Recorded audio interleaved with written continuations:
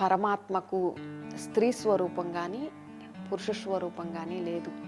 అంటే పరమాత్మ స్త్రీలింగం కాదు, పురుషలింగము కాదు. పరమాత్మ జ్యోతిర్లింగం.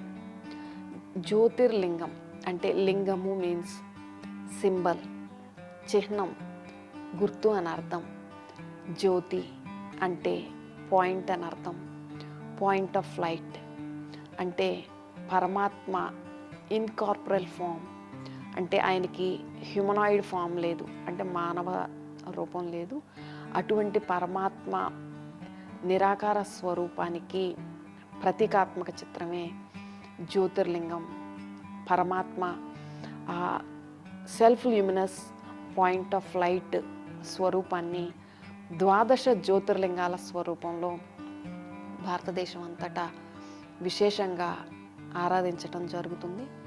పరమాత్మ మనలాగా అంటే పంచభౌతిక శరీరం లేదు కాబట్టి ఆయన అశరీరి.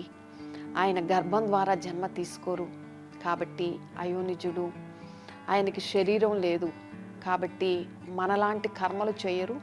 ఆయనది దివ్యమైనటువంటి కర్మ.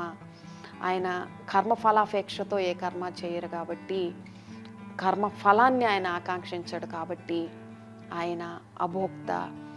జన్మే లేదు కాబట్టి, అంటే శరీరమే లేదు కాబట్టి ఆయన జన్మ మృత్యు అంటే బియాండ్ బర్త్ అండ్ డెత్